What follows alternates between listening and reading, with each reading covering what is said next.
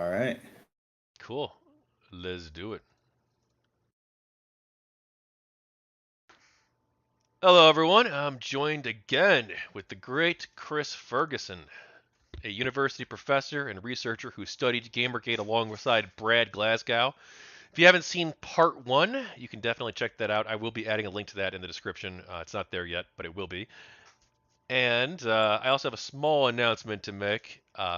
I don't want to get everyone's hopes up too much, but looks like there might be a discussion coming up, a live stream panel on Wix Show, where I'm invited to talk with Brianna Wu, Short Fat Otaku, Nicole Sund, Carl the Pagan about the Sweet Baby Inc. controversy. So that ought to be interesting. Stay tuned for updates on that for sure. All right, well, how you doing today, Chris? Yeah, I'm doing pretty good. All your listeners are gonna be like this guy again. Hopefully they like you. Yeah. what's not to like, right? Exactly. So I do have, I guess, a bit of a correction to make too, and I messaged you about this. I wanted to bring it up. Apparently, let's just bring up the Anita Sarkeesian tweet if you don't mind, uh, Okay. because I was in a conversation with Captain Carbine when I interviewed him, and he's Yeah. like, "Oh, Anita Sarkeesian, she goes to these companies and she tells them, oh, if you don't hire me as a consultant, people are going to say your game is sexist, or I'm going Yeah. to say your game is sexist." And I'm like, "Oh no, come on! I would have heard of her doing something like this." Well, it turns out she has done this. It was in 2019, I guess, after I stopped sort of paying attention to that sort of stuff. So I didn't Yeah. I didn't know that this existed, but I'll pull this up on screen so everybody can see it. And you've seen the tweet as well. Yep. Okay. Yep. I've seen it. So she says, "Hey, CD Projekt Red, I'm always available for consulting because it sure sounds like you might need it before the whole internet drags you for what sounds like some potentially sexist misrepresentations, or misrepresentations rather, which we all know you've struggled with in the past." What do you think of this tweet, Chris? Yeah, I mean, it's not a good look, right? I mean, and, yeah, I mean, it does have this feel of like a protection racket, kind of thing. Like, hey, Muggsy over here would hate for your shop to get broken up. If pay us a few bucks and we can keep an eye on it.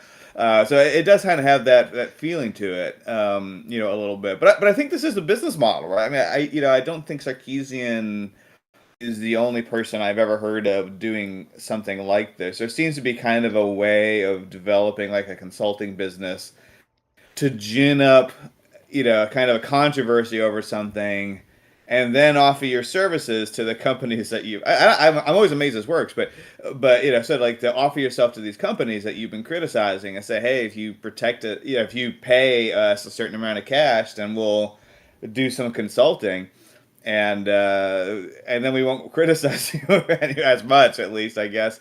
So I mean, I've seen like cases of this with I've heard of Sarkeesian doing this, but I've heard of this in video games. I've heard of it with social media too. So this seems to be a certain type of business model. You build your consulting firm, you create a controversy, and then you sell your services to help a company or companies avoid those controversies in the future. So yeah, I mean, I guess it's a way to go about doing a business, but yeah, it definitely feels like the sort of protection racket, right? I mean, the whole thing is that sort of at least implicit in this is that Sarkeesian herself might be responsible for the drag that she is referring to. So yeah, I mean, I don't love it. I won't lie.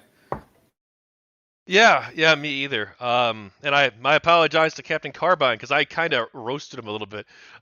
Because he didn't have the receipts at the time, and I Yeah. just believed, oh my, because he didn't have the evidence for it. I'm like, well, it's probably just not true then. Um, Mhm. but no, it's true.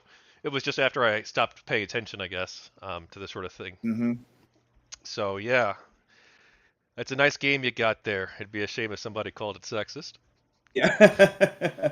Yeah, like I said, yeah, and this isn't something I have receipts for either, so I'm not going to mention any names, but I definitely have heard of other situations kind of like this, and yeah, I guess that's that red flag that you see somebody criticize, an industry and then offer then like a year later they're hired by that same industry. It's like, well, what? Wait a minute, how did that work out? Kind of thing. And so I think that sometimes is the smoke at very least, right? Maybe that's not the fire, but that's the smoke of thinking that's a little strange for like the video game industry to hire this person that was pretty visibly criticizing them for some length of time. But yeah, I wonder what's up there. And oftentimes, or at least my suspicion is that oftentimes that it's something like this. That they're basically promising not to criticize anymore. I mean, they probably do deliver the services they say they're going to do. They probably talk with the people, give a talk, or look at the games and offer advice. They probably really do the thing that they, are. I'm not saying they don't do anything, but but there is this sort of like looming threat. I mean, I wish I had that kind of power. Like, you guys got to pay me like $100,000, or I'll go on Twitter, and make life hard for you. Which all I can say is like, you better pay me a lot of money. I'll go on Twitter and everybody will ignore me and still buy your game. So I don't have that kind of pull to get that much cash out of the video game industry. And there's currently another controversy, basically something kind of similar, some people would say at least, um, regarding the Sweet Baby Inc. controversy. I know that you said you haven't done a ton of research into this. Did you happen to see the quote from the GDC speech that I sent you? I haven't looked into this one a whole lot. I mean, I kind of have a sense of what's going on with this, but this was where the quote was, and I have it pulled up here. If you're a creator working in AAA, which I did for many years, is that the quote you're referring to? Yes. Yes. Um, Do you want me to read the whole yeah, thing for the audience for the yeah. quote? Go ahead. Yeah, yeah. Okay. Everybody knows what we're talking about, I guess. Yeah. If you're a creator working in AAA, which I did for many, many years, put this stuff up to your higher ups. If they don't see value in what you're asking, when you're asking for consultants, when you ask for research, go have a coffee with your marketing team and terrify them with the possibility of what's going to happen if they don't give you what you want. Because they have to consider, I say this a lot as a joke, because if you start to consider the people who are the player and the audience facing, or a player and audience facing, and you don't have to deal with mitigating harm, and who have to deal with mitigating harm and keep the sentiment around the game positive, there is a genuine value you can impress upon them, both ethically and financially. You can say that this is important. So I think Yeah. that it does read a little bit less overtly protection rackety, I guess, than the Sarkeesian one, Mm, because she, like, in theory, is telling game developers that, like, if they agree with her, then they should do this. yeah. So, like, presumably, I guess in theory, the person listening already Yeah. is convinced that progressive consulting or any other, I guess, political ideology consulting is useful. Yeah. Yeah. But it still seems kinda sus. It does, because it's sort of like, a combination of an advocacy campaign, which is fine. I mean, you can, as advocates, kind of say like, you need to do what we want you to do, or we're gonna protest, or do whatever that's gonna make you embarrassed. But in this case, they're not just protesting, right? They're not just advocating for some kind of change. They're profiting off of it. You know what I mean? Like, this is really, you got to do what we want you to do, and what we want you to do is to give us a bunch of money, not just change your product or that sort of thing, but to take us on. And if that doesn't happen right, then you're going to regret it. That's why I just keep picturing like the big guy with the trench coat and the brass knuckles just smacking his fist, over and over again, behind this person. And yeah, I mean, I guess there's nothing illegal, I don't know, in it, but like I said, as business models go, it does have a very skeevy feel to it. So I don't know if like, I think probably like Sarkeesian, really does kind of believe her line. I'm just trying to think of how you get from that into really pretty kind of like direct threats. Yeah, well, I don't know. I mean, it seems like that's yeah. I guess maybe there's like a conflict there. I don't know if it's literally a conflict of interest, but it does feel like either you're an advocate or you're trying to help, and it's weird to kind of be both. In terms of like offering your services to try to help game makers or other companies on one hand, and on the other hand, trying to advocate for a specific moral course of action. Like I said, I don't think there's anything illegal about it. It does just, but it does just kind of feel like a very strange business model. It feels like a protection racket, really, is what it is. Just not one that involves smashing storefronts in a literal sense. Just doing it on Twitter, I suppose. And I just want to be charitable here for a moment. I think it looks really bad, but she does say, and it's kind of weird because she starts like a new paragraph almost, and then Mm, like cuts herself off mid sentence, and then says, "I say that a lot as a joke," but she doesn't yeah. like specify what she was referring to as a joke or why she thought it would be Mhm. funny. Um, could this just be kind of a throwaway line that she threw in there because she thought would get some laughs from the crowd? Like kind of playing off, like, yeah, I'm a mafia boss, but like as a joke. Yeah. She doesn't really mean it.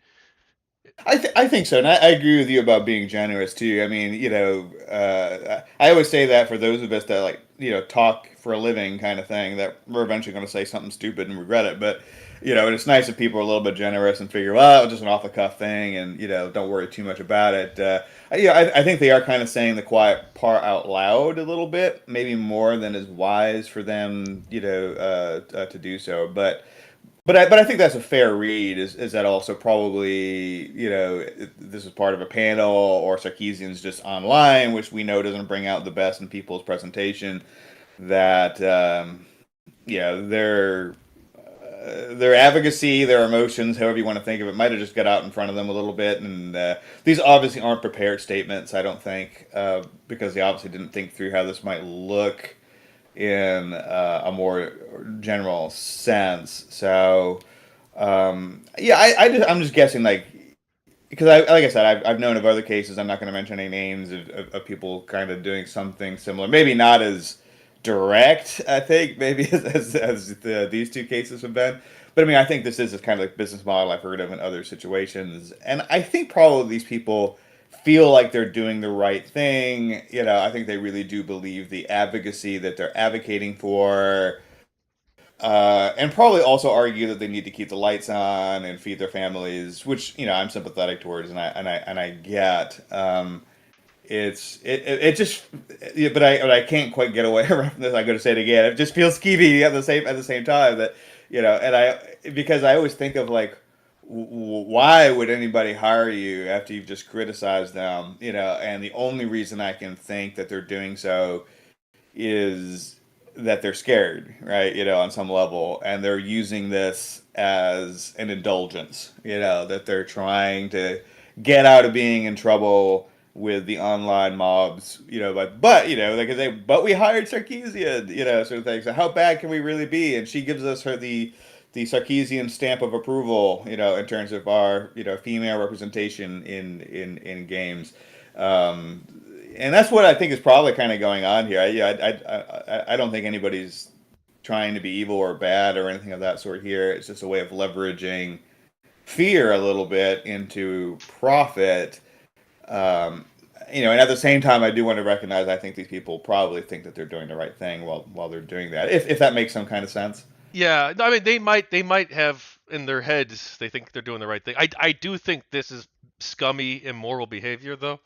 Um, Mm, and I, as much as I read in the full context of the conversation, even though she does say the joke thing, it does seem yeah. like maybe it was slightly less of a joke than because she's in theory like offering her advice in the context. So she talks Yeah. about indie developers before this, like or after this, I think maybe, and she says like if you're an indie dev, here's what I want you to do, and then this advice here that talk to your marketing people and scare the hell out of them.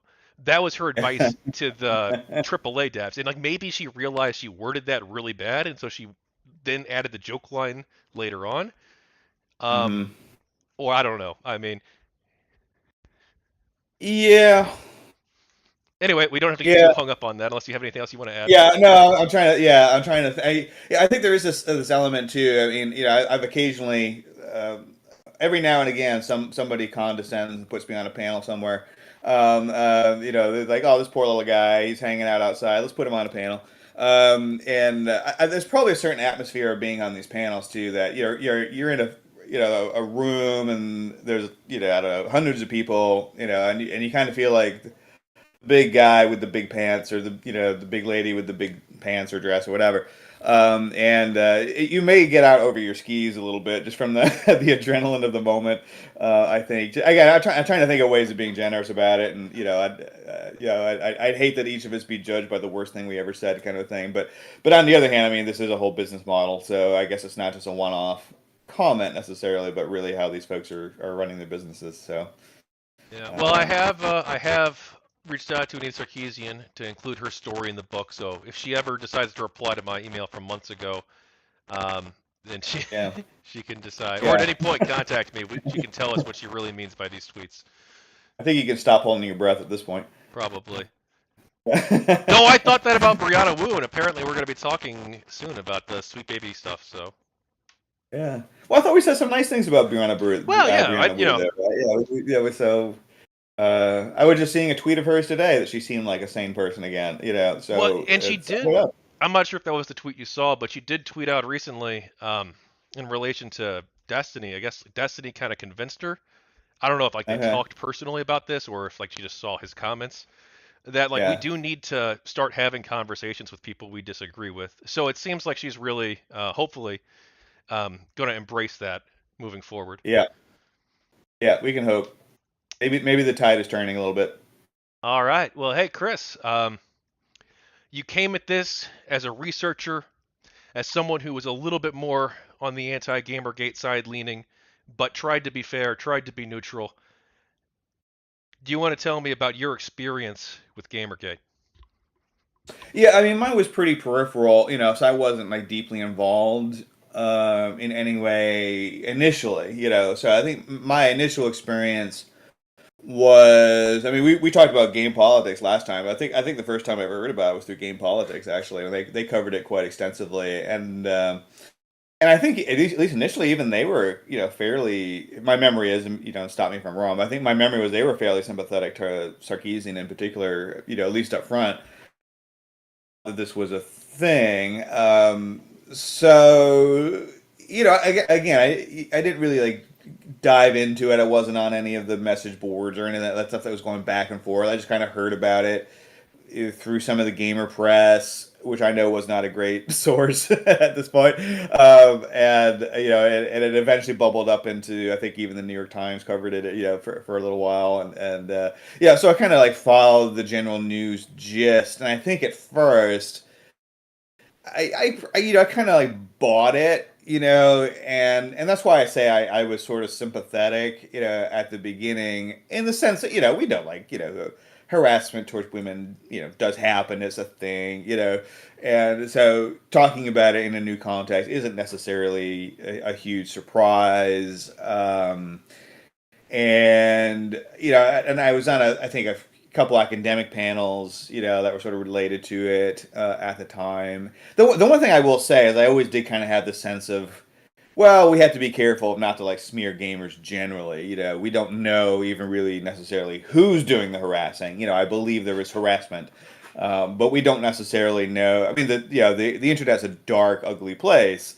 There are, people that do this sort of thing just for laughs. They don't really even care about sexism an issue one way or the other. They don't care about video games. They don't care about games journalism, but they just think it's funny to get a reaction out of people, right? So I think I was trying to kind of say like we have to be a little bit careful, like we're talking about this as being a thing for like game communities, right? Like gamer culture. And I don't know that I'm, even at the time, I was like, I don't even know I'm really convinced that this is like a gamer culture issue as opposed to it is that like the internet sucks, kind of an issue. And maybe it sucks more for women, at least in this context of like sexual harassment, than it does for, for men. But again, without having done any kind of like deep dive in it, uh, I think I was fairly, initially pretty sympathetic to the Sarkeesian line. I don't know why I'm making her the archetype for all of this, but well, I know why, because I watched her videos and I sort of liked her videos and was sympathetic towards what she was going through, at that time. So I think if like the anti Gamergate people had kind of like been a little bit more moderate in the claims that they made, just kind of criticize harassment of women. If Sarkeesian had done maybe two or three of her videos and left it there and not started up this kind of like racketeering business on the side, that I might not have really questioned it much more than that. I might have said, well, yeah, this kind of like 2014, there was some, sexist harassment of women, and that sucked, and that's bad. And I like the idea of having better representations of women in games too. So I was sort of sympathetic towards that, and I wrote about that a little bit. I think for the Chronicle of Higher Education, and again, I think if people had left it there, but the problem was that like Sarkeesian kept doing videos, and they just got worse and worse, over time. And then I heard about this sort of like business model. I knew something was going on with her in the video game industry, and it really sort of baffled me that video game companies were hiring her, and that I could only figure that was due to fear, because she obviously hated them. So why would you hire somebody that hates you? And then the comment, and I talked I think a little bit last time about sort of like game studies and scholars that are in game studies, and I started seeing people make comments about gamers that if they made those same comments about women or any minority group or anything like that, it would have been outrageous. Obviously stereotyping and smearing and prejudicial. And I got kind of alarmed by that, and that's where I think as things kind of went off the rails, and that's what made me concerned and made me kind of go back and take a bigger look at this and see that even the initial history was a bit more complicated. Well, not just a bit, a lot more complicated than maybe I've been led to believe initially. And it was definitely a much more nuanced, complicated story. And I sort of feel bad that that didn't come across to the general public a bit better than it did in the early years of Gamergate. And we're still stuck with that. We're still stuck with that. It's where we still have people posting on X, or Twitter, whatever the hell this thing is called. The stuff like if only the news media had taken Gamergate seriously in 2014, then we wouldn't have a Trump administration. It's kind of like what are you talking about? That's crazy talk. A thing could be it could be a 4, right? Out of like 10, right? It can suck, and it could be a small thing. It doesn't mean that like the communist takeover of Hong Kong or something like that would have been different, if only Gamergate hadn't happened in 2014 or something like that. Like, yeah, it's just this effort to like tie everything back to Gamergate, which is really sort of disconcerting. It's like, I don't know. I Well, think you're not done here. I don't I don't really buy the whole grand narrative. I've seen Gamergate tied to so much. People try to link it to so many different things. Now, I've I don't know why this is, but I guess some people would say, and you talk to some people, and there is almost a sense, the people who, especially who weren't involved with Gamergate specifically, Yeah, there was this sense that because that it's the August that never ended, essentially, right? They would say that like prior to August 2014, like yeah, sure, people disagreed with each other on the internet, but there wasn't like an ongoing nonstop debate about topics, generally speaking. People would move from yeah, topic to topic, and they would debate with different people, or whatever. But then in August 2014, something happened, and it kind of broke everybody's brains on like all sides, and everybody just kind of got locked into this perpetual debate and battle where it was just yeah, nonstop controversy and news story after news story after controversy, and they don't know what caused it, but it pushed some people on all sides into this yeah, loop where they can't stop looping and they can't move forward. They're just stuck forever in this perpetual cycle of disliking other people because their yeah. opinions and stuff. Yeah, 2014 does seem to be this like pivotal, somewhere between like 2013 2014 does seem to be this pivotal period in which, yeah, just like you're saying, like in a lot of different areas, not just video games, but just in general, the degree of political polarization really just increased in society, and so you get this like big division between the political left and the right, or whatever you want to call them these days. You get this, I think, like Matt Iglesias called it the Great Awakening, kind of occurring at that point where you see like the political left kind of go off the rails a little bit, the political right certainly doing their own version of that, so just to be fair, you do see the Gamergate stuff. You see really the emergence of cancel culture around the same time, and I think that's when some of your listeners might remember Justine Sacco, who basically Has she landed tweeted yet? something. Yeah, that I'm yeah, sorry. you remember? Yeah, so, just in case some people don't remember, just briefly, she had tweeted something. She was going to Africa. She was on a flight to Africa, and tweeted something about at least I won't get AIDS because I'm white or something like that. Yeah. Which I think was probably, again, being generous. We don't. Nobody knows what she meant by it, other than I sort of think she was trying to satire, like, I guess what we might now call white privilege, but it came across as racist, right? Yeah. So I'm gonna be generous and assume she probably didn't mean the racist version of it, but nonetheless, it came across that way, and her life got destroyed, right? Because she was on this flight to Africa, and she tweeted it like before she got on the plane. She got off the plane, like, I don't know, some hours later. And at that point, her life was destroyed. So yeah. So you see, like these. I mean, we started seeing, literally suicide rates going up. I mean, this is weird time that we're still kind of dealing with, where everybody just got super unhappy in the United States. At very least, yeah, and everybody's dissatisfied. Everybody doesn't like each other. There are all these divisions and all different ways. People started thinking the United States is in its worst situation ever. Again, both on left and right. I'm not criticizing just one side. You get kind of I remember in 2016, right? The whole, and I'm not trying to pick on Trump supporters here, but the whole "Make America Great Again." I always thought, like, when did it stop being great? America is great. And I thought, well, this is the opportunity. Democrats are going to smash this. They're going to, like, they're going to come out as patriots and say America is great. But no, they didn't do that. They said America is racist. And it's like, oh no, that's not. No, it's not. Don't say that. That's not a good political. Anyway, so for some reason, everybody just went in this direction of just being like super pessimistic and paranoid about everything. Yeah. So there's a lot of talk about, like, well, what happened? What happened with 2014? And you can pick your favorite thing to blame, but definitely there is this like inflection point somewhere around 2014 where just everybody got kind of miserable. And we're still dealing with it, right? I mean, we haven't recovered from that yet. Yeah, and well, I understand why like somebody might think that Gamergate played some role because for a lot, not because for a lot of people, Gamergate was a watershed moment. Because unfortunately, as you know, the media really dropped the ball on this, to say the least, Yeah.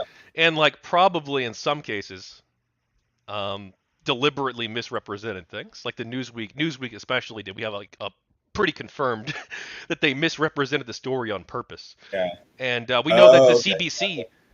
the CBC, they literally interviewed Gamergate people. They did 2 interviews with Gamergate supporters, Ginny Barrage and Jennifer Daw, and Hmm. then they deliberately didn't air them, and they only ran with a women being harassed story. So they knew it Hmm. wasn't true, or they knew that there was at least a lot more to the story, and that there were a lot of women on the pro Gamergate side who were like, "Hey, wait a second, we have a different perspective," and they even interviewed them, and then they didn't run with the interviews at all. Yeah. Yeah, that's unfortunate. I mean, I think some of these organizations like the CBC. My I'm not Canadian, of course, but my impression is that they have a lot of problems.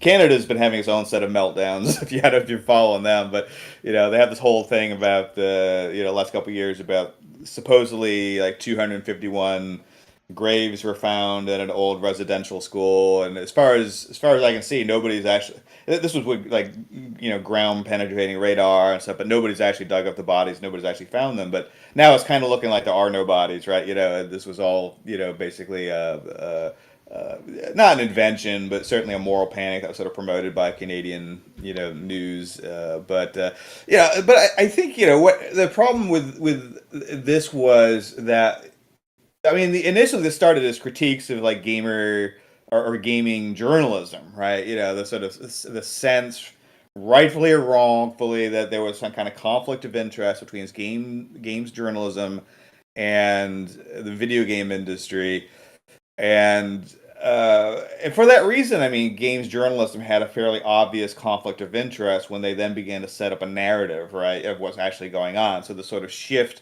from let's talk about journalism ethics to let's talk about sexism. I mean, sexism is an important topic. I'm not trying to say it's not important, but obviously there was, an interest in games journalism shifting that narrative over to another thing, and everybody kind of went with it and ran with it, including major news outlets like you said, Newsweek. Like I said, I think the New York Times ran something at some point. So kind of like major like general news audiences picked this ball up and ran with it without asking, like, hey, maybe like Kotaku has a reason to be to promote this narrative when the actual situation is a bit more complicated. And I think there was a missed opportunity there, or somebody dropped the ball, or hell, maybe this is just how you sell. I don't know. This is how you sell newspapers, right? I mean, I think news media have this kind of problem, broadly of just running with narratives. Well, we know this. I mean, we know, news media absolutely run with narratives and don't necessarily try to do nuances and that kind of thing. But the idea that like it really was like games journalism in many ways that sort of created this narrative, and nobody stopped to say, well, hey, maybe they have a reason for creating this narrative other than telling the God's honest truth.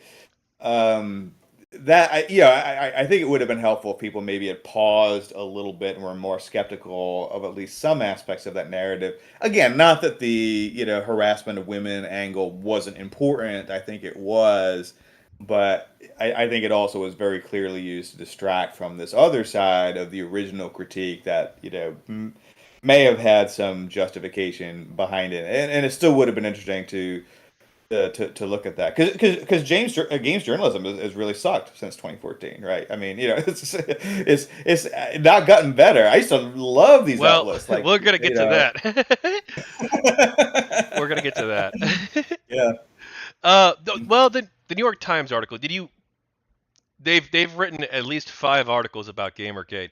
The yeah, first article was actually like not too horrible. Like it was, I guess they mm, focused almost entirely on the harassment stuff, but then yeah, they did interview Adam Baldwin, and hmm, they actually talked to him, asked him a few questions for the story, yeah, and they included his perspective too. So there was representation of both sides in the story, yeah, um, even though it was predominantly focused on the harassment angle. yeah, The next 4 stories all came out as part of the series they ran, the Everything Is Gamergate series. It was this yeah. major part of their website where they even like had this Hmm. whole. Have you seen it? No, or if I did, it would have been 10 years ago, and it's long since slipped, into a morass of half memories and No, fantasy. no, it wasn't 10 years ago because the next 4, because they only covered it once during Gamergate itself, I guess, and then Okay, they gotcha. and that was the one time, and they did like an okay-ish job, I guess. But then, Yeah, but then, in I think it was 2020 or 2019, like I'll link you the articles, but at yeah. some point. But they do a 4-part series of opinion pieces, and Hmm. they were not at all. They interview Brianna Wu, or no, Brianna Wu writes an article, then they interview Yeah. Zoe Quinn, and then they do 2 opinion pieces by like far left people who hate Gamergate. And they don't include any Gamergate perspectives at all. They don't fact check the things that people are saying. It seems they just let them say whatever they want Yeah. without any fact checking at all. It sounds like a very 2020 thing. Yeah. I would put my money down. That must have come out in 2020. The It sounds year of like the something. pandemic. Yeah, the pandemic, George Floyd, the whole nine word. Yeah, and moral clarity. It was the moment of moral clarity. That sort of stuff. We're gonna say things that aren't necessarily true as long as it supports the moral narrative. Then we're not gonna ask too many questions. So yeah, All right, and yeah. just Well, I mean, the New York. Sorry, go ahead. go ahead. No, go ahead.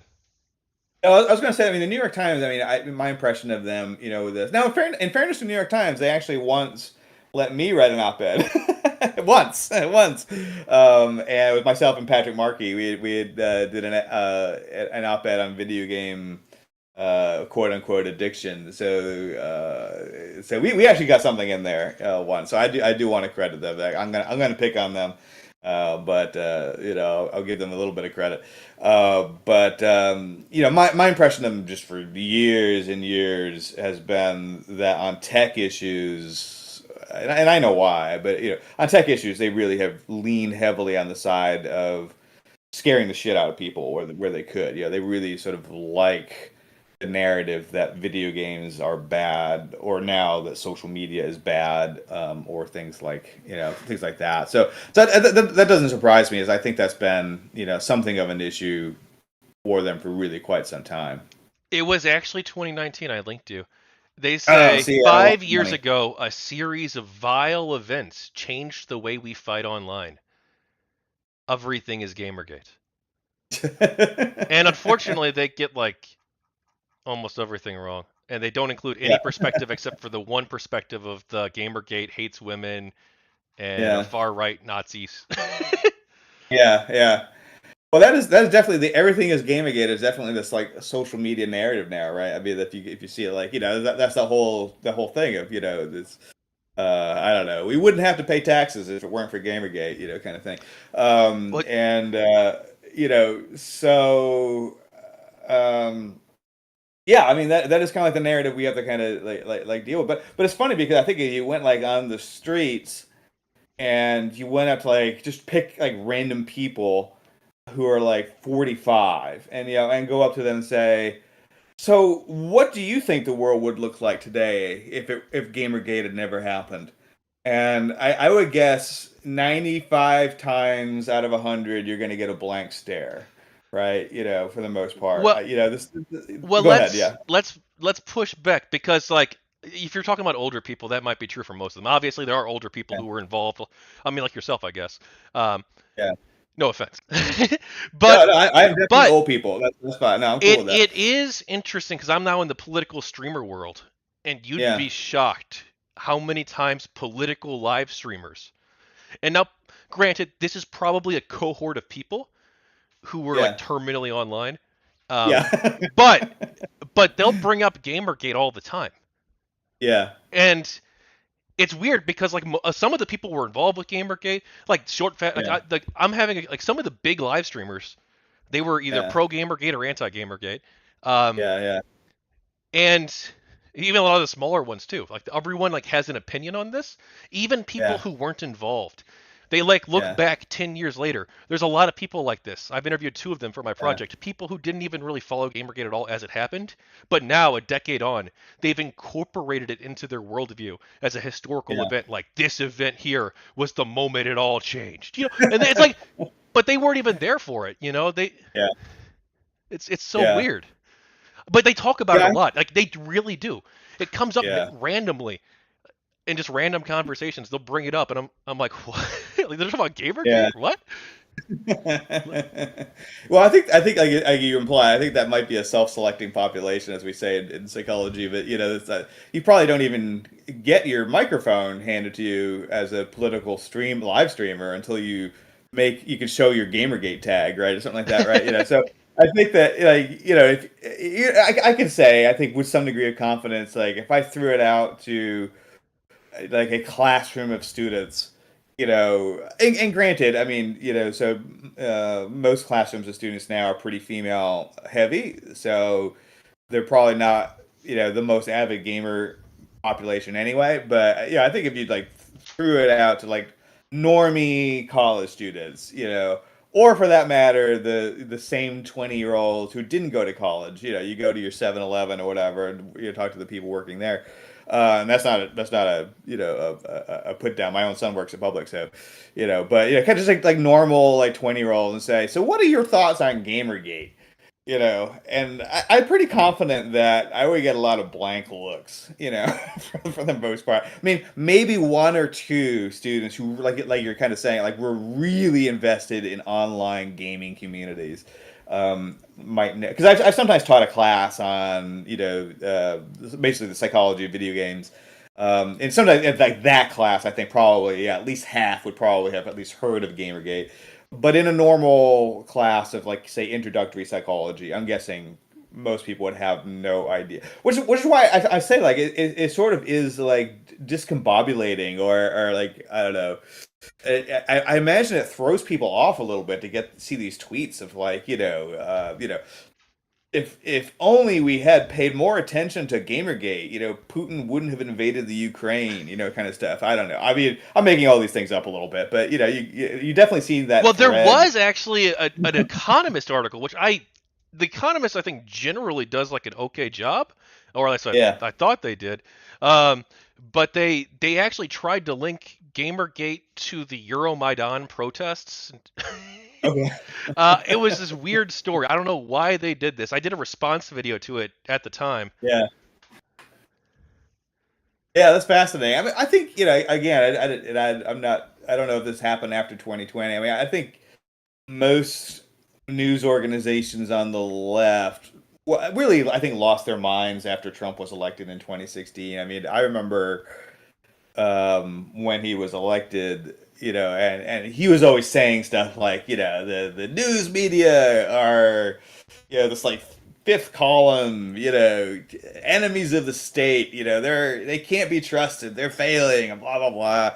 And I was like, this guy's just bloviating. I mean, yeah, news media have their issues, but I can't imagine like they're as bad as he says. And whatever else you say about Trump, I didn't vote for him, and I don't particularly like him. But whatever else you say about him, that dude is a wizard when it comes to like turning people into exactly what he says that they are. You know what I mean? And the news media from like 2016, and then again in 2020, like again, I think particularly because of George Floyd, just lost their minds. You know what I mean?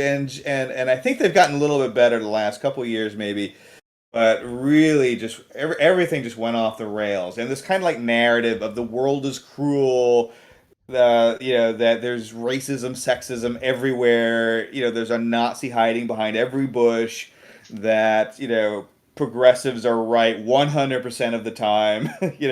Just became like the narrative that news media were hitting over and over and over again, and you see really like these headlines come out, even in like science journalism, like Scientific American and stuff like that. There's the headlines that come out that are just like embarrassing, on the face of it. Like, oh my God, people stop doing this. And I think there was this kind of like mind virus, really, that just sort of spread through that particular group of people, right? The games journalists or journalists in general, right, are a particularly narrow group of people, the culture among them just kind of changed, and I think not to the benefit of journalism and not to the benefit of any of us. And we're really kind of dealing still with the consequences of that, and we're seeing a bit of a course correction, I think, but it still is definitely in progress. All right, I want to confirm you do have D&D in 48 minutes. Oh yeah, that's true. Wow, Okay. time does go by We've only fast. done Jeez. one question so far. All right. But I do want You to I said do want there's to ask one 45 more follow up to the lightning first one. round. I want to do one more. I want to do one more because I think it's important. I think you're a learned person. Um, Some people say I'm a learning Probably disorder. wasn't Gamergate, but was it social media that kind of caused a lot of this? The polarization, the great awakening, whatever. Hmm. Was it the social media? Us all being hooked on our phones all the time and unable to put them down?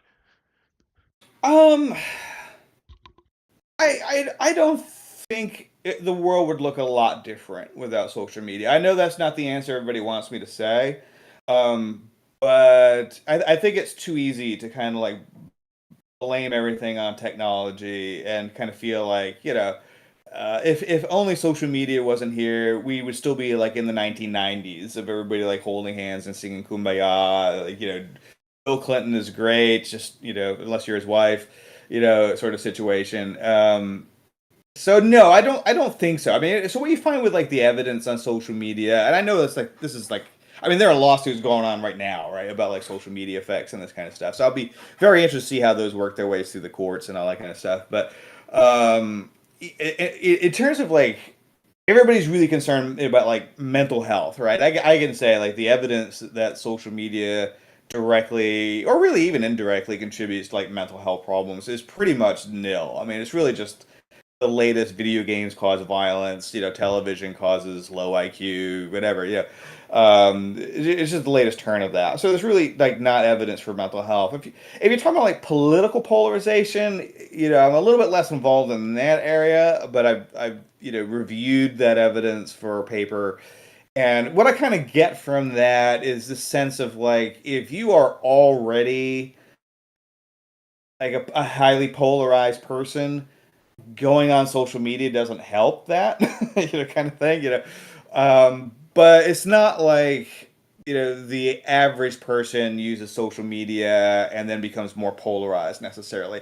I think what social media, if I'm going to blame social media for one thing that sort of contributes to this, that I think has some legitimacy to it, there is this sense of like social media does allow voice for people that we wouldn't have heard from very much before, and it turns out those people are nuts, right? So I think like just people that have crazy ass views have a lot more influence today than they would have 15 or 20 years ago. That's not to say they weren't there 15 or 20 years ago. They were, but we just like rolled our eyes, and now there seems to be this sense of like when they're making a lot of noise, we've lost the ability to roll our eyes. Now, you know, I think people are blaming social media a lot for that. I think it's a lot more complicated than simply blaming social media.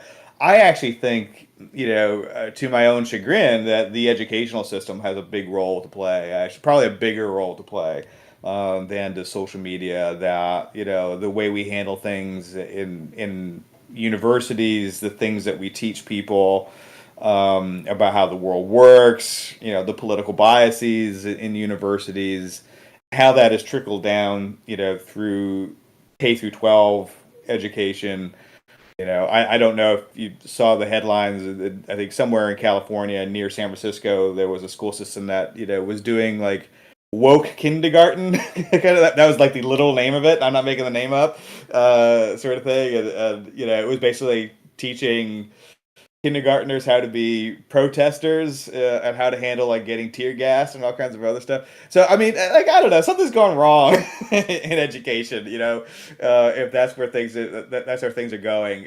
So yeah, I mean, I think social media allows us like amplification of crazy views, but I actually think the education system probably plays a much bigger role. And other things too, we've all gotten super sensitive. We don't want to hurt other people's feelings, and that's mostly good. But I think it's gotten maybe overboard, to the point where you can't tell anybody they're just wrong.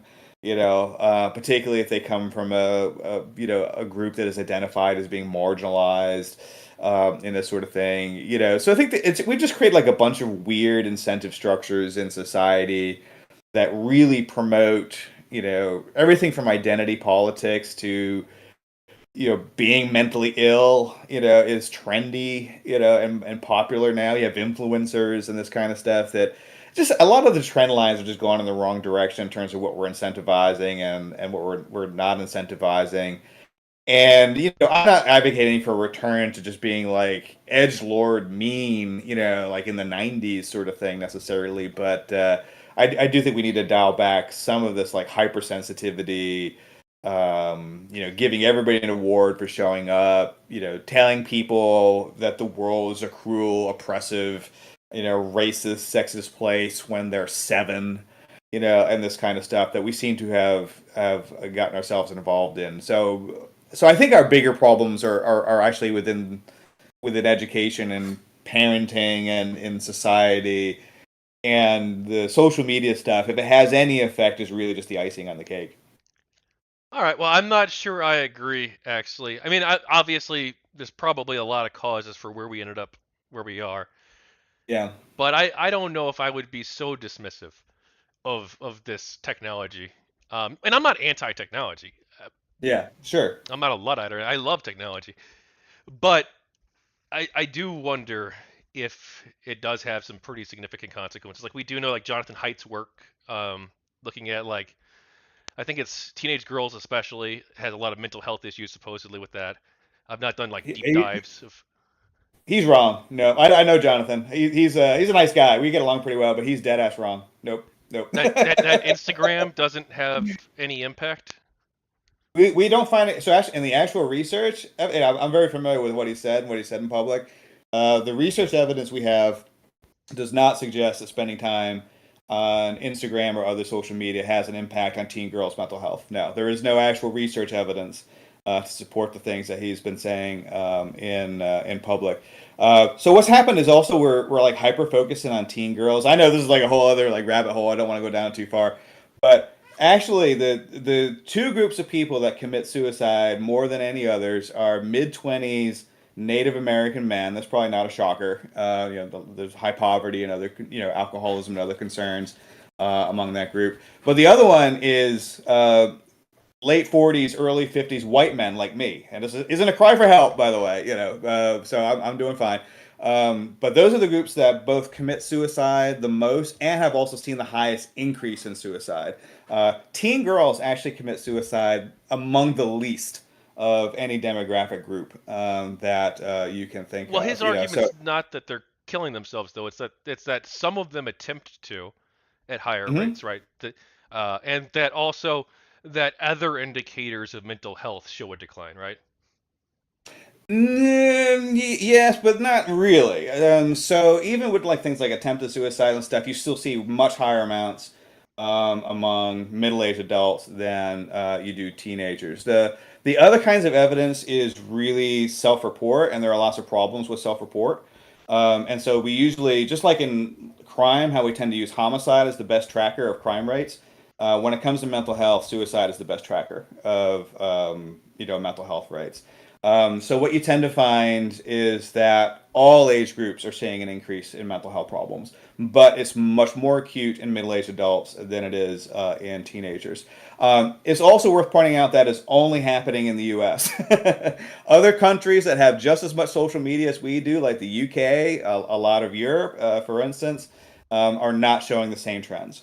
I think what has happened, this is like a typical moral panic, right? You get a segment of the population that is really concerned about new technology, and then they begin to look for the little pieces of data that support that narrative and ignore the pieces of data that that don't. But look, we're actually involved in we did a big meta analysis last year of social media and mental health or screens in general and mental health, and we're right in the process of doing another one right now. And I can tell you that basically the conclusion of the evidence, looking across studies, is there does not appear to be much, if any, correlation between time spent on social media and mental health, whether you're looking at suicide rates, whether you're looking at self-report, all this kind of other stuff.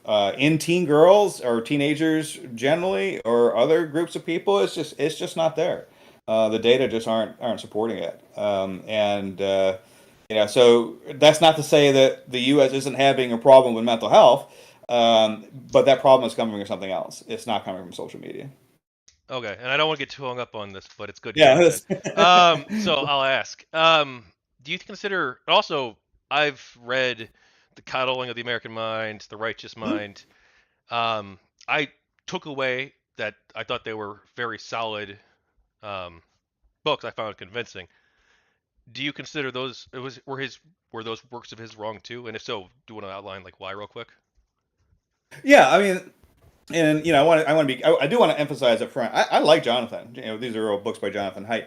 Um, I like Jonathan. We get along actually, quite well. He's very much a gentleman.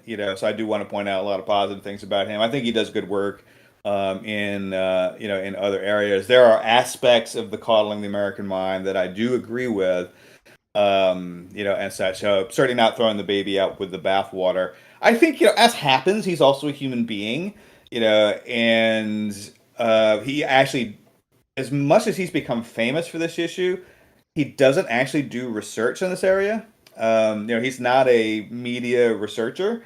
So I think he kind of got hung up on this idea And as happens, it's just a human thing. I mean, now he's got a book, right? So having a book is cool, but it also creates, I guess, what we call sunk costs, right? So now it's difficult to go back and admit, the book might have been mistaken, at least on some aspects of the case it's trying to to make. And Calling of the American Mind came out, was it 2018 or something around there? I forget the exact year it came out, so I apologize for that. But at that point, the research was kind of new still, and you get like we were talking about news media with video games and GamerGate. News media do the same exact thing with social media, right? They promote the worst possible news, so you can get like 20 studies, 19 don't find effects, one does, and the one that does will be what will get covered in the New York Times, right?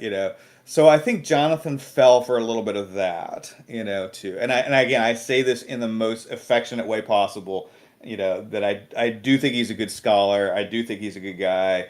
I do think he really believes this stuff. So he's not trying to snow anybody or anything like that. But I think he just got caught up in this moral panic over social media, as a lot of people have, just like people did over violence in video games, just like people did over television and lots of effects, or comic books, or the radio.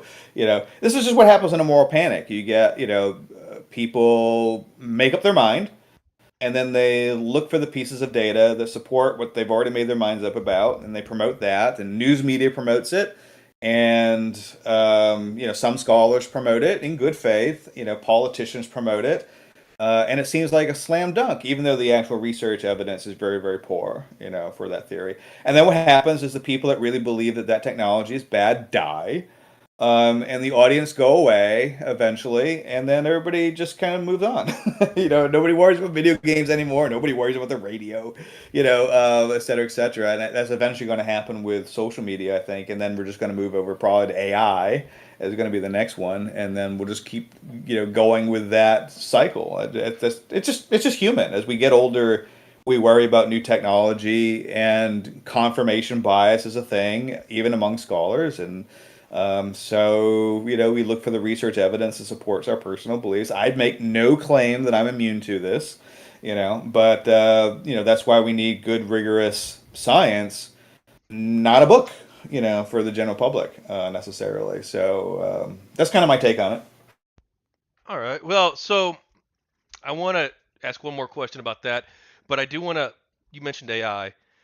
We could have a whole 7-hour discussion about AI. I'm not an expert on it, but I'd like to explore your thoughts. But there is one part where it's Gamergate related, which is Okay. that these AI platforms, even if the AI itself were theoretically neutral, the people who code them put a Yeah. lot of censorship inside of them. And Hmm. even the topic of Gamergate, OpenAI censors Gamergate, a bunch of the image generators, they won't, or ChatGPT, I should say, Yeah. censors Gamergate, and then a bunch of the image generators, they won't create images of Vivian James, for instance. Yeah. And it seems like there's a potential where even if all the stuff about job loss doesn't come to fruition, whoever controls the censorship of the algorithm for the AI Mhm. could control access to information and already does so to some extent. Yeah. Well, I absolutely agree. I mean, I think that is the probably the biggest issue facing AI. I know a lot of people are like freaking out, like this is going to be Skynet, and our machine overlords are about to rise up, kind of thing. And I actually think AI is pretty stupid for the most part. It might not even be a really good name, for exactly the reason you mentioned. You really clearly see the human fingerprints all over this stuff. I try to get AI to do a picture for me for Dungeons and Dragons sometimes, and it can't for the life of all my efforts figure out what the hell I'm trying to ask for half the time. But yeah, I mean, we saw this just last week with like the Google Gemini, the situation that people would type in, draw me a picture of a Nazi soldier, right? And it would, except that the Nazi soldier would be black. and you could tell it was trying to like be like diversity, equity, and inclusion, like with the Nazis, and stuff. So we have to have like an Asian woman Nazi and like a black man Nazi and this kind of stuff, right? And it's like, well, okay. I mean, obviously, AI didn't go look at pictures and find a bunch of like, I don't know, South Korean women Nazis or anything, so somebody programmed it to do this, right? So this is obviously a very human sort of feature. But yeah, I mean, I think that is exactly it. That if you're trying to like, and I see this all the time. Like I might have mentioned this last week or not, but I also do research on like race and policing and violent crime, which of course is a whole other series of controversies. But um, when I've occasionally typed something into like Chat GPT or something about that, you very much get like the Black Lives Matter narrative, on it. Even though once again the evidence base for that is pretty sketchy, necessarily. So you certainly don't get a nuanced, discussion of a complicated issue. You very much get the advocacy, approach, and that reflects again the decisions that are made because it's not too hard to find science studies that would, yeah, at least present a more nuanced view of some of these things. So it really clearly is advancing the advocacy beliefs. It's flattering the minds of the people that developed the AI in the first place. So I think like yeah, I mean, and you can say the same thing about newspapers or things like that. That these always kind of like carry forward the beliefs of the elites, the elite class. And I think obviously AI is going to do exactly the same thing. We've just been fortunate enough to see behind the curtain a little bit with like the Google Gemini and that kind of stuff, right? Where it's just so comically bad, that I think I don't know they made like draw me a picture of the Pope and the Pope was black, or I think there was one where the Pope was a woman or something like that. There have been no black or no women popes, to date, so far. So obviously there's just kind of like really stupid version of DEI that has infected at least Google Gemini. So yeah, I mean I think that is the concern. There'll be this like sort of like quiet what we call like de facto censorship. It's not government censorship necessarily, but it's censorship in practice. Where people are just like preventing you from using AI in the way that you want it to where you want to use it. And there may be a few cases like again like anything free speech, like we probably don't want it to create like images of child pornography or stuff like that. And there may be some other situations we don't want it to be able to fulfill a person's request.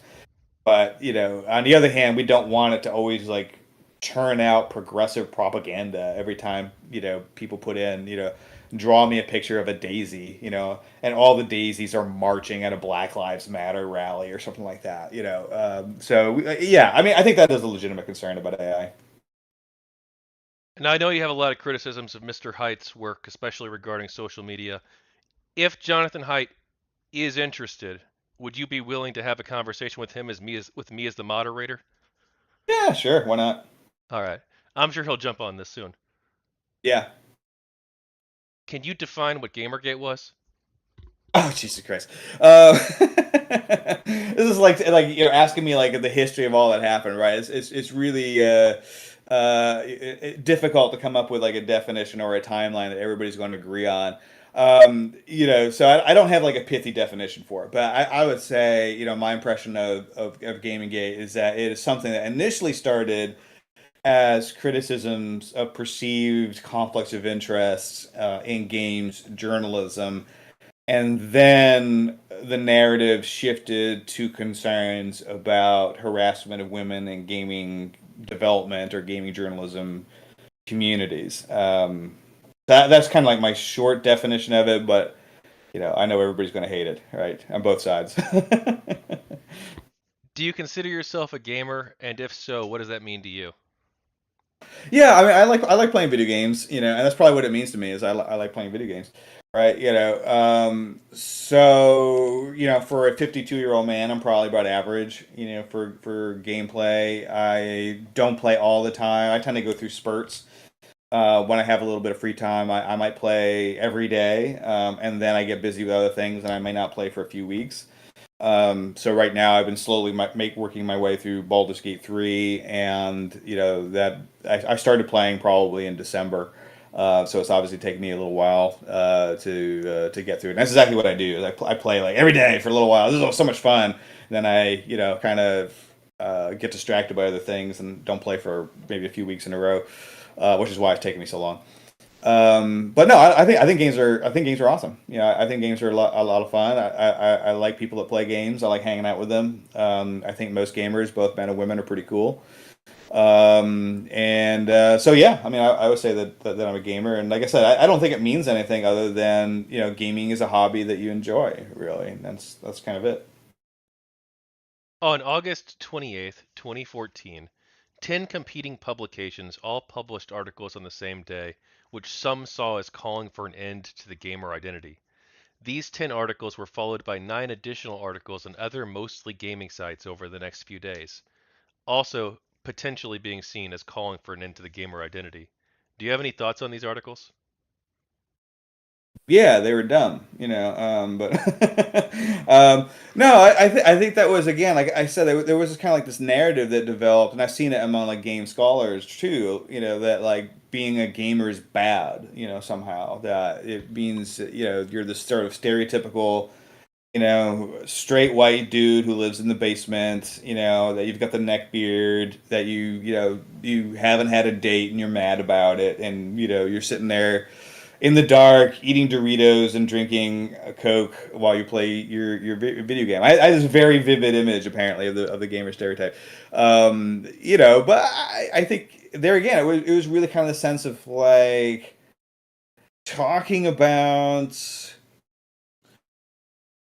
gamers in a way that we would never think about talking about almost any other group of people, right? If someone talked about like ending feminist culture, or talking about ending black culture or something of that sort, that we would never tolerate anybody doing this thing. That obviously you're pigeonholing everybody in a particular group into some negative stereotype, and that's a horrible thing. We should be smarter than to do something like that. That the bad actions of a few should not be used to judge the many, so on and so forth. And so I think it's just human nature. I mean, humans are prejudicial, and even if you think you're advocating on behalf of some groups of people who may be in minority cultures, that it still somehow ends up being that we still shift around and we find somebody to hate, right? And somebody to be prejudicial towards. And I think in many respects, that kind of narrative was a failure to learn from our proclivity to engage in prejudiced behavior towards others, in other situations. So I thought it was a very unfortunate way of approaching this issue. Why do you think they wrote these articles? Oh, I'm sure they sold newspapers. I think very much of anything. I think for the mainstream press, I mean, I think that's pretty easy. That this is going. Their audience tends to be people my age, really. So at that time, 10 years ago, that would have been a group of people that really didn't like games. So hearing more bad stories about games is good press. And from most of these outlets, their audience also, like the New York Times or Washington Post, right? Their audience tends to skew liberal/progressive, and so concerns about sexism, are also right in the realm of what people that are buying that paper want to hear about. Video games are bad and gamers are sexist. Is going to be good press for them. I've always struggled a little bit more to figure out what the hell's going on with gaming press to some extent. I mentioned briefly at the beginning of this podcast that I actually used to really really like gaming press. Back around the Supreme Court case Brown v. EMA about violent video games. They actually were really good, and then they became really bad really quickly. And now, so many of the articles have been this sort of sense of like, we really need to talk about, the content of Grand Theft Auto, kind of stuff. Like, I don't know. Do we? Do we really need to talk about that? I mean, we haven't yet. And the game's been out for like I don't know 9 years at this point. I'm trying to do quick math in my head, so I apologize if I get that off. I don't know. No, 11 years. Right, it came out in 2013. My apologies. Um, so yeah, it's just started to suck. I think so much of it, and that may be part of the reason why it seems like a lot of the outlets are going belly up. And I know journalism is hard in general, so there's probably more than one reason, but I think a lot of what it also is the people that end up in journalism are a very narrow group of people. It's not a career you can make a lot of money at unless you're a superstar, which means you have to come from a pretty privileged class to begin with. You're going to go through college, and it's probably going to be at an elite institution of some sort or another. And you weren't a physics major, right? Which means you're probably going to be in, one of these fields like English or the humanities, where you're going to get, saturated with a lot of critical theory, theory about how everything is problematic. And so you're going to come out trying to problematize everything, and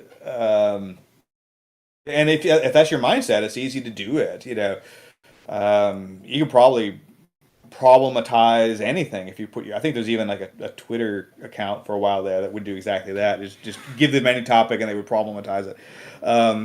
So I think it's a very very narrow group of people that I think in many respects don't really represent their core audience anymore, right? I don't think they represent the attitudes of your typical gamer.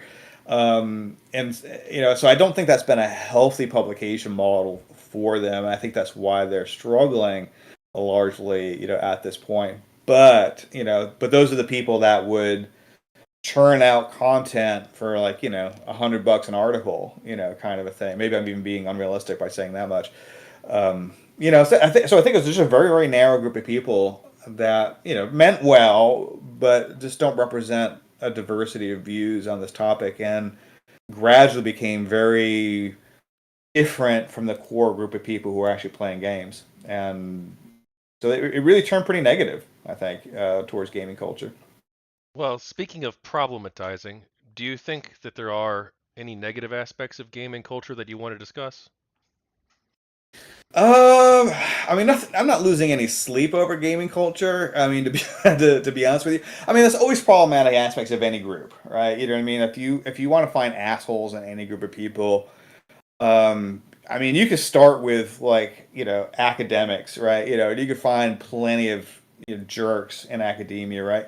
I'm sure there are plenty of jerks in game culture. I'm sure that there are some people who really are sexist and racist and all that kind of stuff. Just like you can find those people in academia and plenty of other places. So I think that one thing I really don't like is this sort of emphasis on gaming culture as if there are like unique aspects of gaming culture that are bad and somehow other groups of people don't share those bad qualities. You know what I mean? So in that sense, I would say no. That gamers are. This is my controversial statement of the day. Gamers are human, right? And gamers are humans too.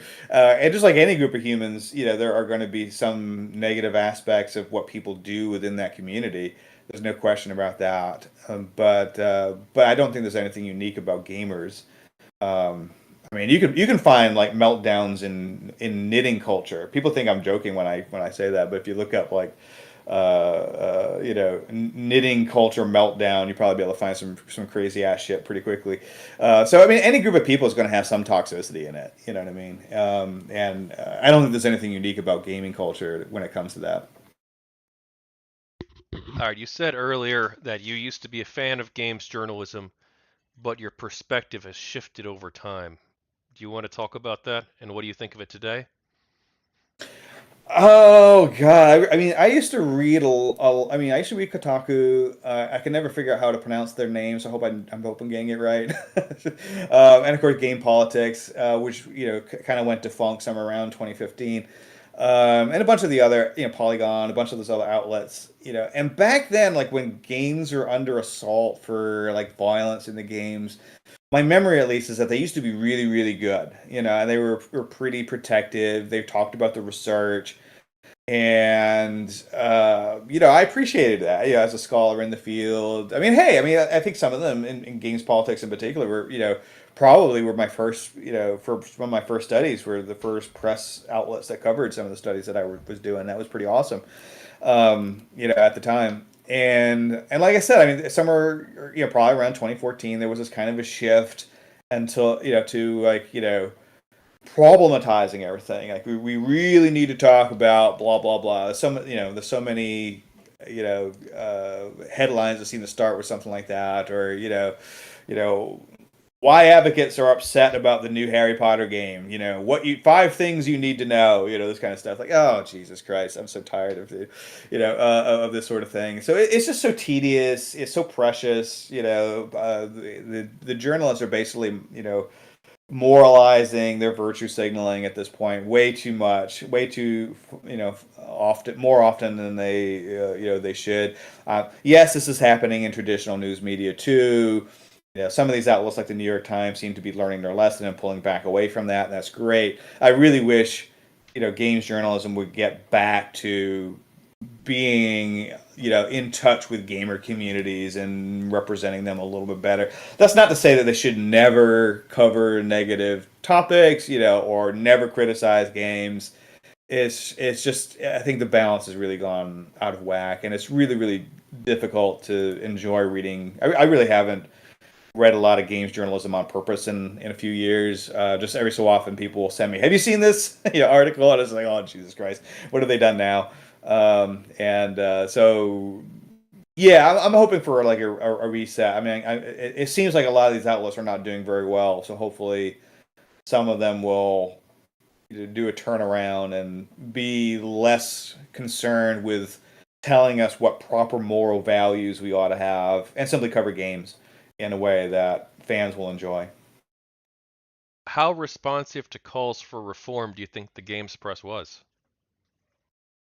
Zero. I mean, I don't think that, I don't think they were responsive at all. I think they got worse. Well, well, what Yeah, about them creating ethics policies and they have I think maybe gotten better at disclosure.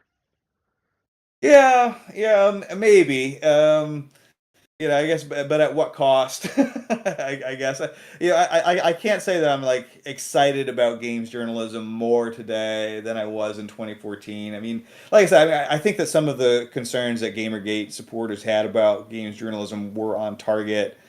Um, but I'm not. I don't know that I'm super convinced that things are a lot better. But I'm willing to be convinced. If you have an argument to the contrary. I mean, not especially. I think most people just stop paying attention to them. Yeah. A lot of people have said that. That's kind of been my, yeah, yeah, I agree with that. Though the gamer gators are not exactly a representative sample of the whole population. This is true. This is absolutely true. Yeah. So, were there any specific games journalism reforms that you would have liked to have seen as someone who was neutral, but also consumed their media for a while? Yeah, I mean, I think that the reforms, and and when I say reforms, I don't necessarily mean like ethical or legal reforms or that sort of stuff. Although I do think paying attention to the obvious conflicts of interest that could arise between video game producers and distributors and games critics. Fairly obviously there ought to be a firewall there, so there are not incentives for game reviewers to write the reviews in a particular way. So I think that like that avenue of reform, makes a lot of sense. Like you were talking about, like the ethics around doing games reviews and that sort of stuff. But I also, like I said, I would like to see this reform, just throughout news media. I think it is happening in sort of like traditional news media. I'd like to see it happen more in games news media too, of just like getting out of the business of moralizing to us. We don't need, this isn't a religious sermon. You don't need to tell us the correct way of thinking. I would like to see more people from across the political aisle. I myself am, center left liberal. but I would like to see some reviews come from a center right perspective. There again, I don't need people like to Bible thump at me either, and tell me that I'm going to hell because I'm playing the wrong game. So I'm not saying to go completely in the other direction necessarily, but getting a few some intellectual diversity in the game journalism, culture. Let's get more people who come from lower class backgrounds. There's a lot of attention to like race and sex, and that's great. But the reality is that most journalists tend to come from high income, places where their parents can kind of support them as they pursue this as a quasi career. So let's get some people who went to community college, and have them write some stuff, and I think that would smooth over some of the political bias and some of the stuff. But yeah, because I think there actually have been some of these like reviews that like, and I can't remember like specific games, but I'm sure some of them were like around that I can't remember the name of the Harry Potter game that came out last year. Hogwarts But Legacy. Well, that was a couple years yeah, ago now, I think, right? it was a couple years ago. Yeah, maybe 2 years ago. So like Hogwarts Legacy was a fun game to Oh no, play, you're but right. I'm sorry. You're right. here's why you should Which still last year? not buy it. Kind of a thing. Like I don't need to read that. Here's why you're still like a transphobic asshole if you buy it, even though it's a good game.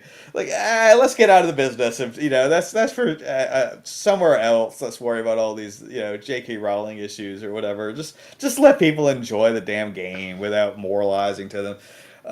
So yeah, I'd like to see just some more neutrality or at least some balance. If you're going to have that article, have someone else write one that's basically like, well, here's why you still should enjoy the game. Even if you're not a fan of J.K. Rowling or that sort of stuff. At least balance things out a little bit. Those are just my wish lists. I don't think anybody's going to like, well, let's change games journalism because Chris Ferguson said to do it. But that's what I'd like to see.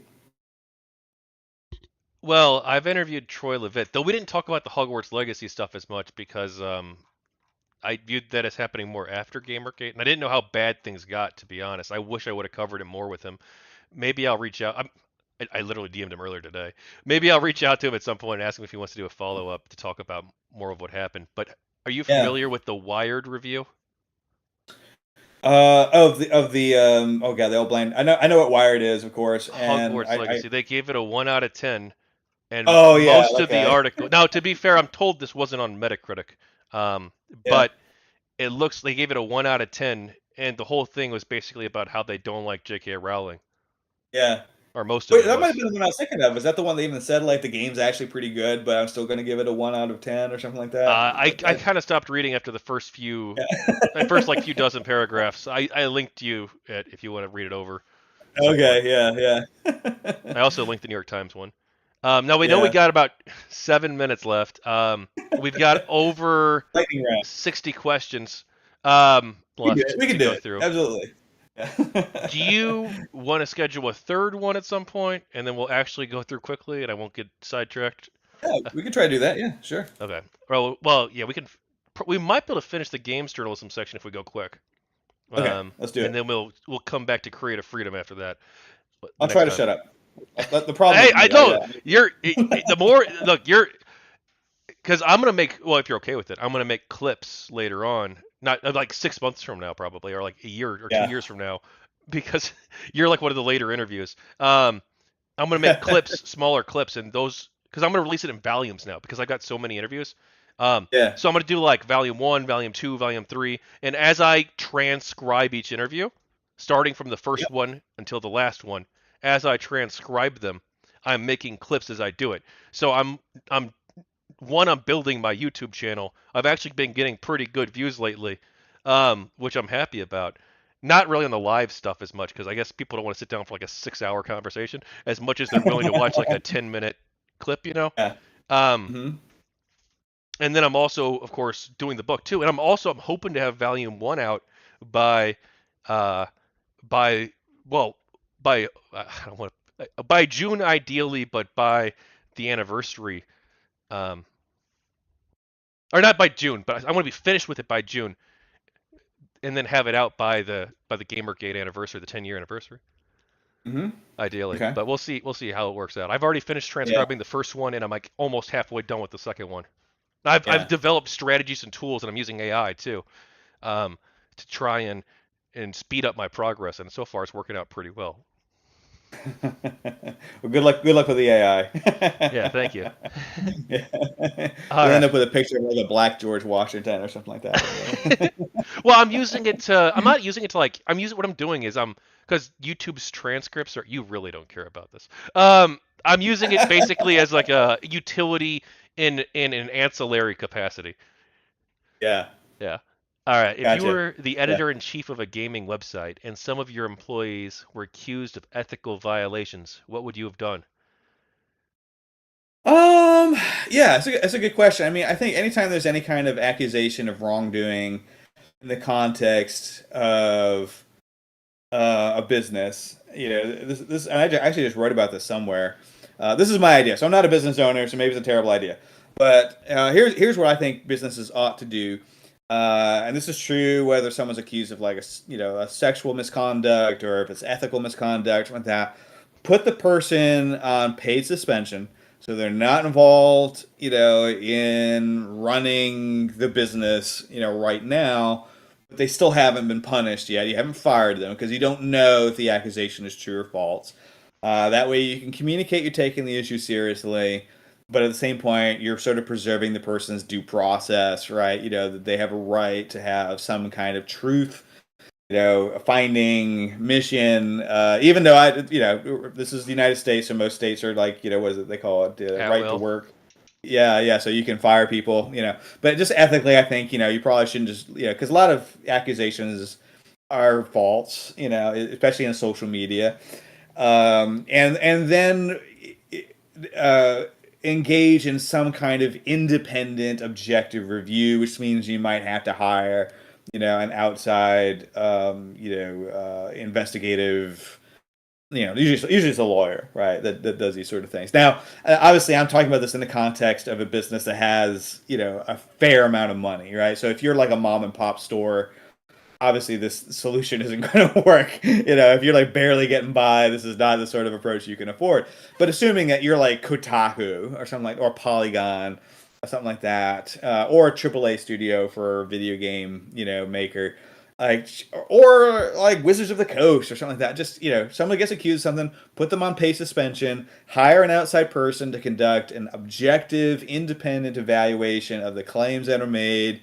Let everybody on both sides know they can have their lawyer, when they're being interviewed, allow both sides to present evidence, for and against the claims that are made, and engage in some kind of rigorous, independent fact-finding mission. And then, if it turns out the claims are substantiated, then, make whatever decision you have to make that is, in keeping with company policy.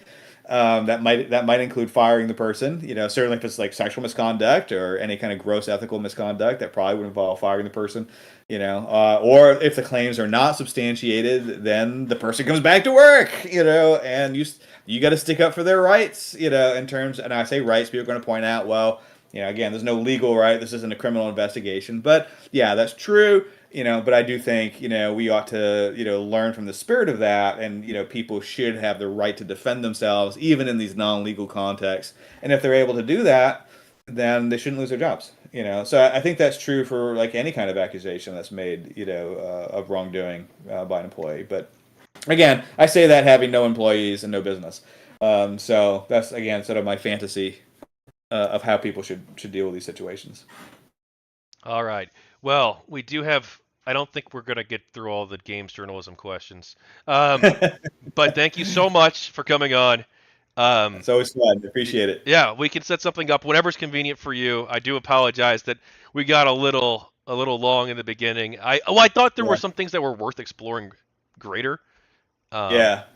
Plus, if you can set up that debate with Jonathan Haidt, that'd be cool. I'd moderate for sure. He's releasing a new book, so he's gonna be doing the grand tour, I think, and the new book is all about, I think, like social media and youth mental health. So it's gonna be he's gonna have the podium for a while, I He's think. got he's got a place. He can do the tour here. be part of this So tour. what I will certainly say about him is that it's definitely asymmetrical warfare, and that he is very good, and I say this with true admiration. He is very very good at getting attention. You know, he's very very good at working the media, working the press, and I say that as a positive. I mean, I think I would love to learn from him how effective he is at messaging to the general public. He has a real skill for that. Unfortunately, I disagree with him on the message, but I do admire him for his ability to do this very effectively. And like I said, we actually get along. Like we disagree pretty passionately on this issue. We agree with each other on many other issues outside of social media. But he is a good guy. So I don't want anybody to take away that anything I'm saying in disagreement about him reflects that I have a negative opinion about him as a person. All right, and you wrote a book as well, actually. I've written a few. Yeah, I've written a couple. Oh, okay. Do you plan on writing more in the future? Yeah. I mean, it's a lot of fun. So I've written the one on video games was the moral combat: why the war on video games is wrong. That's probably the most relevant one to what we're talking about. But I've written a couple other nonfiction books about psychology, how madness shaped history, which is kind of like what it says on the tin, basically. And then I wrote a book called Catastrophe, the psychology of why good people make bad decisions. Oh no! Oh shit! I'm screwing up my own title. Catastrophe: the psychology of why good people make bad situations worse. So you can tell I have no memory. Um, and then two fiction books. I wrote two novels: Suicide Kings, which is a murder mystery, and Fury, which is kind of like a fantasy book set in the Greek Dark Ages. So yeah, I love to write. Writing's a lot of fun. I'm not putting Stephen King at risk in terms of his empire just yet, but it's a nice little side gig. Cool, cool. Well, hey, next time you have a book, hit me up. If I have time, I'll interview you Yeah, about your book. And actually, uh, surprisingly, I'm pretty well connected, since I guess I'm okay at networking. So I can nice. Okay. probably the streamer world, especially. I can Yeah. get you in touch with a lot of other streamers who are a lot bigger than me, of course. And Cool. maybe they'll interview you for your book too, and try and help you get that media tour kickstarted. Nice. I would really appreciate that. That would be awesome. Yeah, yeah. I can. You just look at the people who interviewed me so far about my book. Yeah. Yeah, I get you in touch with those people or others. So cool. Very cool. Well, thanks for coming on. I Enjoy your D appreciate and it. D, friend, and I'll see you. I'll email you, or you can email me, whichever. Do you want to email Sounds me good. or Yeah, sure. okay? Just email Okay. me whenever a day works for you. I do have that conversation coming up with Brianna Wu, Wick, Nicole Oh, that'd be Sund, Carl the yeah. Pagan. Probably. It's not 100%, but it's probably maybe going to happen. It looks like. And then also, I might be having a conversation with Lord Nurgle soon. He wants to talk to me on his channel. I'll stream it on mine too, probably. Yeah. About the about the Sweet Baby controversy as well. Gotcha. So I do have some dates coming up that are kind of blocked out, but I'm otherwise pretty open. Sounds good. I appreciate it. Cool. Have a good night. All right, we'll talk. Take care. Have a good one.